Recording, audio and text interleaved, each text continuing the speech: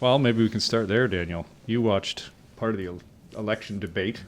Any key takeaways from that, or was it just sort of, showmanship at its finest? Not really any key takeaways. It seems that both the debates so far have been, it's kind of Premier Ford is ahead in the polls. It's his election to lose, according to polling at least.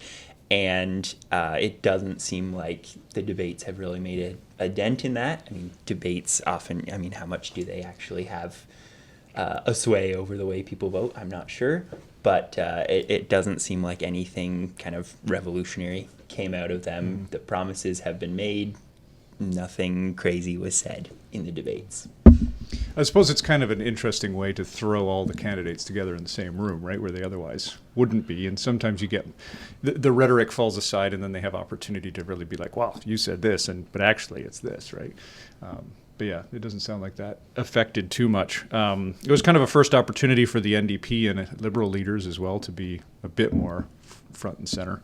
But your takeaway was that didn't substantially boost their credibility, or nobody kind of walked away with it in a sense. At least more people have seen their faces. Yeah. People maybe know their names now and know kind of what they are promising and what they're talking about. Yeah. It's very focused on affordability, housing, healthcare, kind of the typical interaction with the Americans issues. Probably. Tariffs. Yeah. John, you and I were talking about the Wynne government because we're kind of stuck in the past, I suppose. But Kathleen Wynne, that's been quite a few years ago now, but her government significantly changed the landscape of Ontario in terms of, whether it's the sex ed policies that she brought in.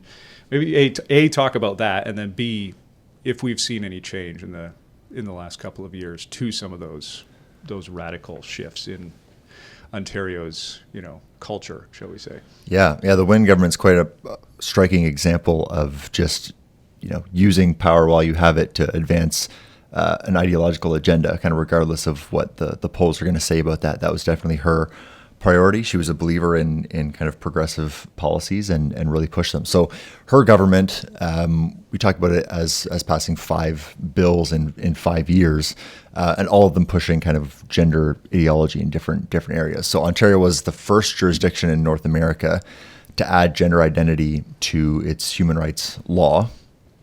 Then added it to education law to say, schools had to protect kids based on their gender identity from bullying. From there, it went into putting it in child services law as well. So the idea that child protection services have to make sure that children are being protected and served on the basis of their gender identity, which obviously raises questions for parents and foster parents especially.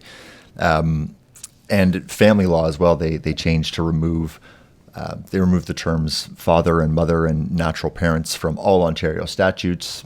They did basically redefined family. The act was actually called the All Families Are Equal Act, which we could call it what is a family act, because they basically made it potentially a contract between unrelated and unmarried adults to acquire a child, possibly through surrogacy or what they call a preconception parentage agreement. So that in itself was kind of seems like a strange law, and obviously it was trying to accommodate, you could say, a small minority of people who would acquire and raise children that way. But more fundamentally, it removes certain concepts from law and kind of basically removes the natural family as the foundation of family law, which is troubling. But in other areas that maybe affect people more day to day, I think you see it in schools. The adding gender identity to the education law kind of gives schools a pretext for really pushing gender ideology in the schools. And you'll see this in school board policies where they say our human rights law requires us to make sure that trans kids are accommodated, welcomed, equal, substantively so. And so we need to push that through school policies, library books, lesson plans, and so on. And your other part of the question was, have we seen that change? Not to my knowledge. Although there was, when Ford was running for leader, that issue did come up. Mm-hmm. I don't know that anything Well, has really it was changed. more around the sex ed curriculum, right? There was a bit of controversy around that at some point. Now, he promised to make changes to that, and I think there was some talk of removing it. If I remember correctly, they sort of officially removed the sex ed curriculum, but then put something back in place that wasn't really all that much different practically. Yeah, and I think at that time, Premier Ford did do a survey of Ontarians, what they thought of the sex ed curriculum, got the responses, and then they did make some changes, some of which were in the right direction, but certainly not far enough. School staff are expected to challenge gender stereotypes and integrate trans-positive content into the teaching of all subject areas, right in the school board policy. And they cite, well, gender identities in the human rights law and in education law. So we've obviously got to promote this kind of throughout the system and throughout all subject areas, right? So the sex ed curriculum, while some of the more controversial, questions about was this appropriate at this age or not, I think Ford did something to solve that, but nothing to address what boards are doing in terms of integrating trans-positive content. The first thing Ford did was say, "Don't use the new one. Go back to using the old one," and that was controversial. Right. And it was kind of like, "But we're gonna give you an updated one." And then I think there was just a bit of changes in terms of what ages certain things are brought up. But other than that, there wasn't. I don't think it was written from a different ideological lens. It wasn't like, okay, the new sex ed curriculum will celebrate marriage or teach you about sex in the context of loving, committed relationships instead of just different sexual behaviors, right? So that I think it was more age level kind of changes, but not any kind of holistic change, any kind of removing of ideology. And then the other point is just the ideology comes in not just through the sex ed curriculum. So that can be a bit of a red herring, where the school board policies say we integrate trans-positive content in all subject areas, right? So the kind of examples you use, even to illustrate a math problem, right? That the teachers are trained, the board policies say they're trained to integrate trans-positive content and to be anti-transphobia advocates. So the sex ed curriculum, bit of a flashpoint of controversy. Ford kind of smoothed that over a bit. But do people know Ontario schools still generally follow policies of you don't tell parents when kids are in gay straight alliances, you don't tell parents when kids start to socially transition at school. Like that's Ontario policy. Mm-hmm. It's adopted at the school board level, but they all answer to the province. The province could prevent that, but they don't. Ford having smoothed over some of the questions from the sex ed of at what age do certain things get brought up, like certain sexual behaviors, when should you talk about those? I think Ford did a bit to smooth that over without making any kind of holistic changes to the sex ed. But outside of the sex ed curriculum, teachers are, as their policies say, school board policies say, trained to be trans advocates, anti-transphobia advocates, to integrate trans-positive content in all subject areas. And schools still have these policies of we don't ask or tell parents, we don't need to, about their kids, questioning their identity, asking, am I in the wrong body, or even socially transitioning at school. So even saying at school, I'm going to have a different persona, a different name, different pronouns. Ontario does not require parental permission or even telling parents about that. So you basically have these kinds of policies in effect in Ontario, adopted at the school board level, but the provincial government has done nothing to stop that, unlike the governments of Alberta, Saskatchewan, and briefly New Brunswick until the Liberals changed that after they won the last election. Mm-hmm.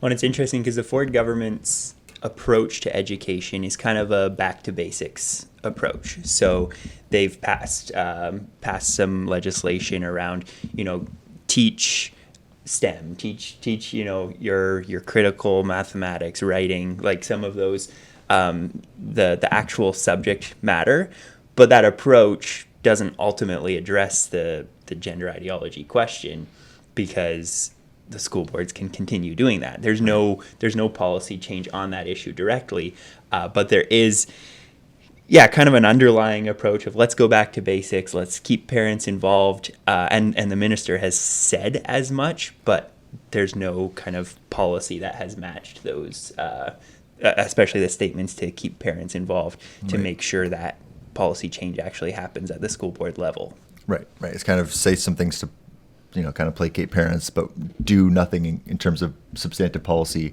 to cause any controversy with the Teachers Association or other groups that are kind of subject to progressive ideological capture. Teachers unions would be another. Just maybe one comment on, we talk a fair bit about what goes on in public schools and policies that push gender ideology in public schools. And I think most of our audience probably don't send their kids to public schools. So there's maybe a question of, how much does this matter? And so just a comment on that. There's an interesting book by Eric Kaufman. He's a Canadian, but he's a professor in the UK, and he's written a book called The Third Awakening, and it's about how to kind of push back against woke or progressive policies. And one of the things he points out in that book is culturally it seems like we've passed peak woke. There's a lot of pushback on kind of the excesses of progressive ideology and gender ideology.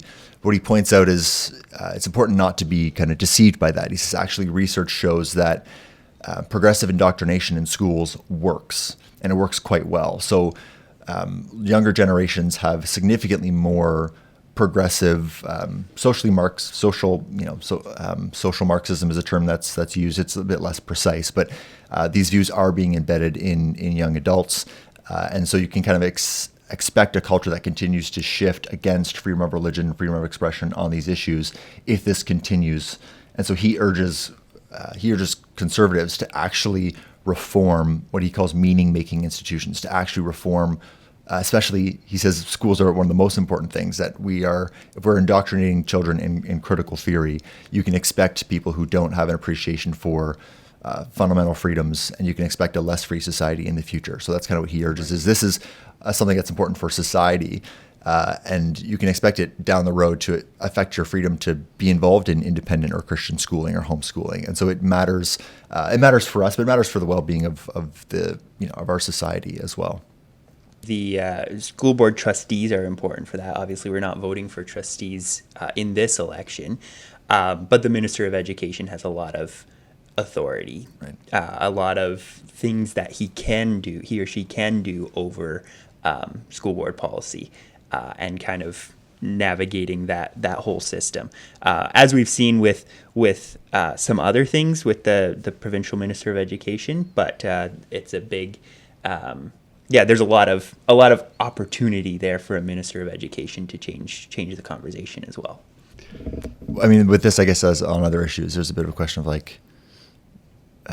because just to keep it practical, what do we do? I know with Bill 28 and 89 back in the day, the Conservatives were just going yep, just wave all the social progressive legislation through, and then that changed a bit when they were getting more pushback from their base. Mm-hmm. So it's in the future, do we need a kind of strong alternative party, kind of like the People's Party federally is kind of no one's upset about COVID restrictions, no one's upset about vaccine mandates, we're going to be, and then the Conservatives have to kind of shift their messaging to not lose all kinds of voters to this party to their right. Ontario, we don't have that effective option, so there's kind of two options. It's either the Conservatives hear more from their base to push them to be actually somewhat conservative, or I don't think we want to advocate for a new party to be created, but that would be the alternative, is actually have a strong, with strong messaging, a kind of one option to their right that kind of keeps them a bit accountable to not drift too far to the left. Mm-hmm. I mean, there are two other parties in existence, I suppose. They don't seem to be making the same impact that maybe the PPC did at the federal level. But maybe you can speak to that, Daniel, in terms of where are they at? What are the topics they're talking about right now? Those additional parties. Yeah, the New Blue Party and the Ontario Party are kind of trying to be that alternative option to the right of the Conservatives, and they have a lot of really good policies around. Some around abortion-related issues like bubble zones. I think the Ontario Party has a policy to remove bubble zones. They both have good policies on euthanasia, gender identity. I think the New Blue also on gender ideology in schools. So there are some really good policy alternatives. It's just really hard to get those policy alternatives into the public conversation, because those candidates are often not invited to debates. You see, like the leaders debate has the PCs, the Liberals, the NDP, and the Green Party leaders. And those are the parties that have seats in the legislature. So in that sense, it makes sense. But these are, credible party alternatives that the leaders don't get invited to debates or to, a lot of the mainstream media too, asking candidates about what their views are on certain things. They're going to ask the four major parties, and often will leave it there. Right. So it's hard for those smaller parties to really gain traction. And practically, it doesn't help, I'm sure, that there's multiple alternative parties. Yeah. You said the New Blue, the Ontario Party. There's also the Stop the Sex Ed Party, which I think runs like 3 candidates and is kind of seen as, it is mainly a one issue party. But yeah, to kind of be effective in keeping the Conservatives accountable, it helps to have, I think, at least one prominent voice, kind of like Maxime Bernier has been federally, I think. That doesn't seem to quite exist provincially in Ontario. Mm-hmm. All right, so shifting gears then to the issue of euthanasia. This is obviously another topic where we're hoping to see something happen at the provincial level. Now, the response, I think you pointed out before, Daniel, the response provincially has been, this is a federal issue, we're not going to touch this. How can we get in? How can we convince Ontarians that this is an issue that, at a provincial level is worth talking about? Yeah, I think it's just keeping it in the public conversation as much as possible, and potentially some of these candidates from smaller parties can try to do that where they have opportunity to do so. And again, going back to asking candidates questions. Once they get those questions, they have to say something about it.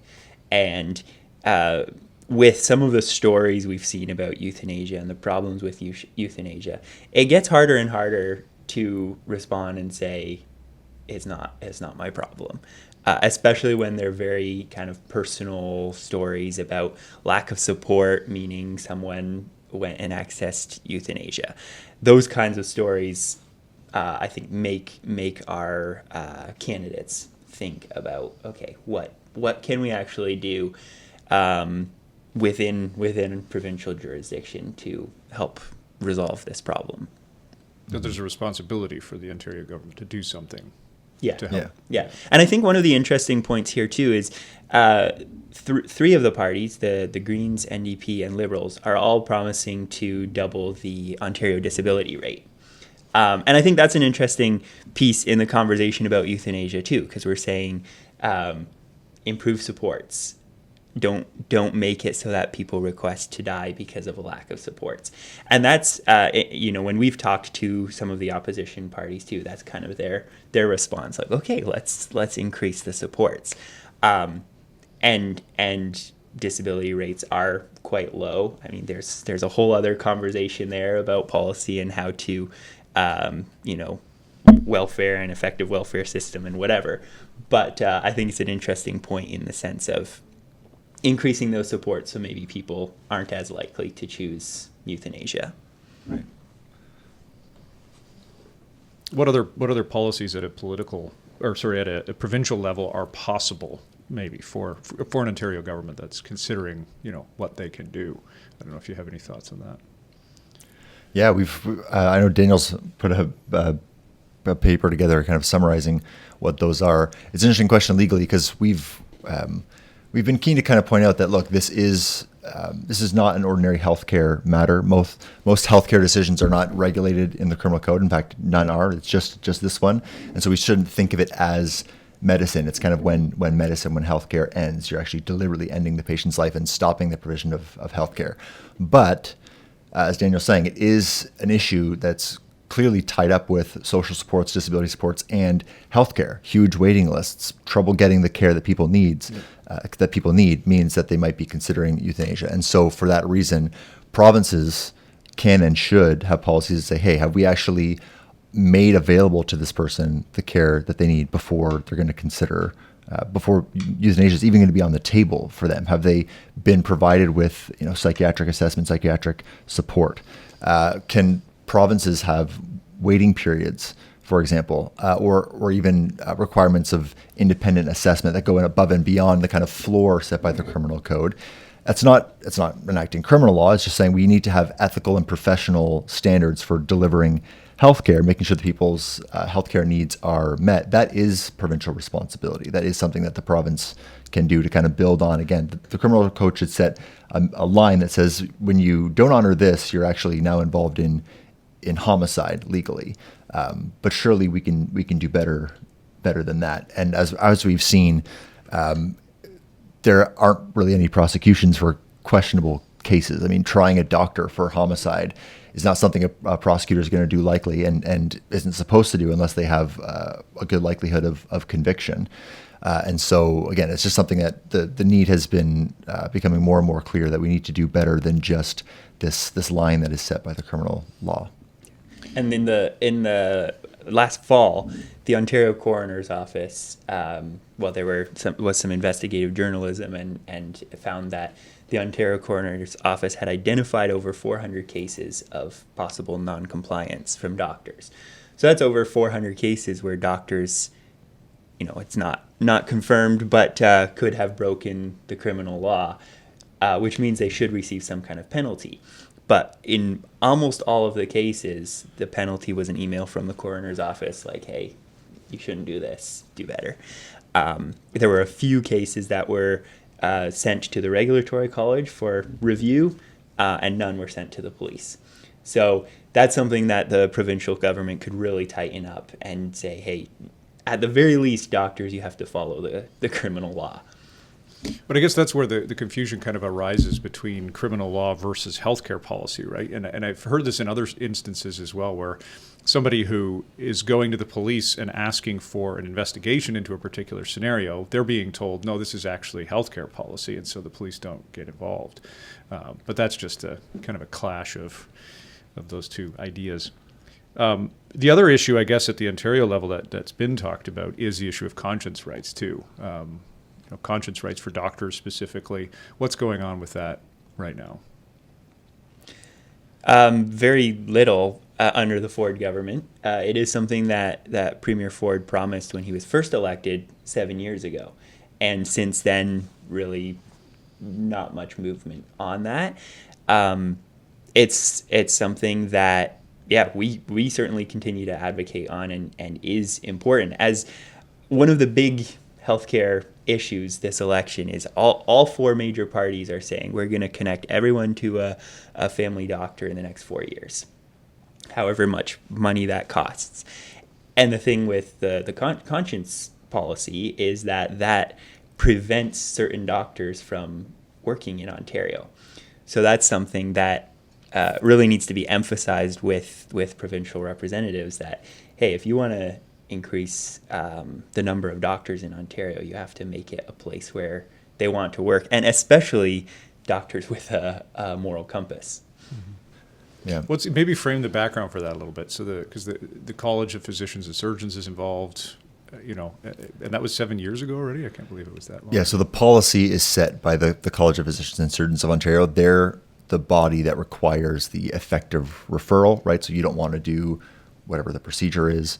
Abortion or you want to be involved in euthanasia. The idea is you find someone who you know is willing to help the patient with that, and you are involved in helping the patient, get connected to that person, that willing service provider. Right. And there was a case challenging that policy. The case failed. But this kind of raises something that we've touched on already. But there's institutions that can be subject to kind of progressive capture, the College of Physicians and Surgeons of Ontario. But you see this in kind of smaller bodies as well, representing medical specialists, be that pediatricians, psychiatrists, whatever, that come up with this is our standard, this is our policy, this is our standard on, let's say, caring for children with gender dysphoria. It doesn't necessarily represent the views of everyone in the profession.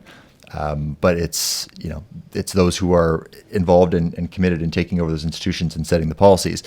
All of those, however, can be answerable, can be checked by or accountable to the provincial government. So there's always a question of when should, kind of higher level, when should the provincial government kind of correct a policy that's set by one of these lower bodies, like the College of Physicians.